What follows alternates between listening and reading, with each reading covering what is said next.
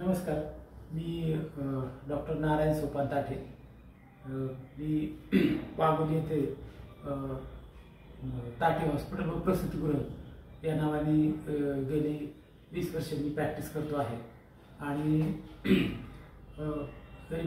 माझी प्रॅक्टिस बहुतांश ॲलोपॅथी असली तरी मला आयुर्वेद ट्रीटमेंटबद्दल फार विश्वास आहे. आणि आता या काळामध्ये आयुर्वेदिक ट्रीटमेंट ही फार कमी वैद्य मनापासून आणि ऑथेंटिक देतात किंवा मनापासून त्याची प्रॅक्टिस करतात.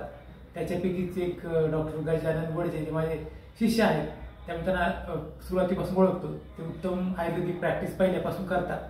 त्यांना त्याच्यामध्ये खास आवड आहे, आयुर्वेदिक ट्रीटमेंटबद्दल आवड आहे. आणि आयुर्वेदिक ट्रीटमेंट ही अशी आहे की त्याच्यावर विश्वास असला पाहिजे तरच तो पेशंट त्यात जातो आणि मग त्याला रिझल्टही तसे मिळतात. विश्वास असला पाहिजे आणि पेशन्स असले पाहिजे. पेशंटकडे सध्या पेशन्स नसतात. त्याच्यामुळे पेशंट आयुर्वेदिक ट्रीटमेंटकडे उशिरा वाढतात. आधी ॲलोपॅथिक ट्रीटमेंट घेतात, त्याच्यामध्ये त्यांना अनेक साईड इफेक्टला सामोरं जावं लागतं. त्यातनं फरक पडला नाही, साईड इफेक्ट झाले की नंतर मग ते आयुर्वेदिक ट्रीटमेंटकडे वळतात. परंतु मला असं वाटतं की म्हणजे छोट्या मोठ्या कारणासाठी ॲलोपॅथिक औषधं डायरेक्ट घेणं हे चुकीचं आहे. तुम्ही आयुर्वेदिक ट्रीटमेंट घ्या, आयुर्वेदिक सिद्धांतानुसार जगा, तुमची लाईफस्टाईल चांगली ठेवा, जेणेकरून तुम्हाला केमिकल स्वरूपाची असलेली ॲलोपॅथिक औषधं घ्यावी लागणार नाही असं मला वाटतं. आणि याचा अनुभव मी आता गेले 7 दिवस घेतोय. मला अनेक दिवसांपासून ड्रायनेस म्हणा किंवा एक जिमासारखा एक त्रास मला अनेक वर्ष होतोय की तो त्रास ना वाढतोय ना कमी होतोय, आहे तेवढाच. आणि अनेक त्वचारोग तज्ञांना मी भेटलो आणि आयुर्वेदिक ट्रीटमेंट घेतली. त्या ट्रीटमेंटने टेम्पररी मायनर रिलीफ पडतो, पण पुन्हा ते आहेच. तरी ते सोरियासिस असतील किंवा मायनर स्किन डिसीज असतील, ज्याचं कुठलंही म्हणजे पॅथॉलॉजिकल डायग्नोसिसमध्ये सापडत नाहीत, पण त्रास मात्र आपल्याला होत राहतो. तर आणि ॲलोपॅथिक ट्रीटमेंटने कधीही ते पूर्ण जात नाहीत, की थोडंसं गेल्यासारखं वाटतं आणि पुन्हा ते येत राहतं.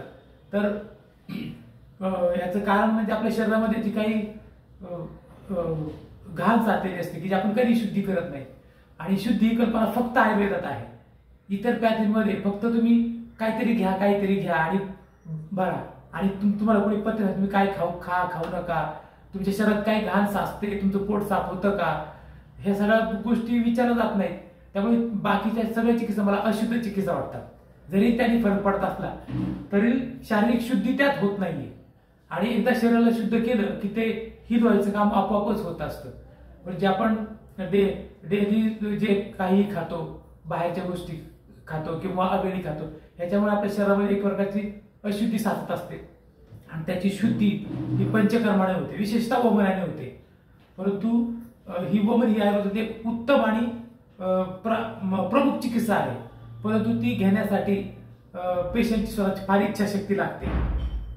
तर ती असेल तर तुम्ही उत्तम वमन पार पडू शकता. आणि डॉक्टर गजानन यांच्यासारखे एक्सपिरियन्स वैद्य जर तुमच्या हाताशी असतील तर तुम्ही कुठली हे जे आयुर्वेदिक प्रोसिजर आहे, शोधन चिकित्सा आहे, या तुम्ही जरूर घ्याव्यात. आणि जर तुम्हाला तसे काही क्रॉनिक जर काही एलिमेंट असतील तर तुम्ही शोधन करा शरीराचं. शोधन केल्यानंतर तुम्हाला कुठल्याही औषधाची गरज लागणार नाही.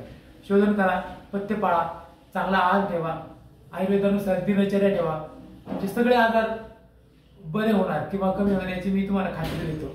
आणि अशा प्रकारे आज माझी वमन चिकित्सा जी झाली त्याबद्दल मी खूप समाधानी आहे. एक चांगल्या प्रकारे शोधन झालं असं मी मानतो. आणि त्याचे रिझल्टही मला थोड्या दिवसात चांगले मिळतील याची मला नक्कीच खात्री आहे. काढा किती आणि या वमन प्रक्रियेमध्ये जवळजवळ 18 लिटर काढा मी हळूहळू घेतला आणि तो पुन्हा वोमिट केला, जेणेकरून स्टमकची चांगल्या प्रकारे शुद्धी झाली आणि हलका असं वाटतं, काही त्रास नव्हता. आता मला एकदम स्वच्छ हलका असं वाटत आहे. आणि दुसरी गोष्ट, किती वेळा घेतला? आणि ही प्रोसिजर एक पाऊण तासामध्ये साधारणतः मी हे पूर्ण केलं. तो काढा घेतला आणि ते पुन्हा थोडं ते वोमिट करून पूर्ण आता मला एकदम हलकं वाटते आणि चांगली शुद्धी झाल्यासारखी वाटते.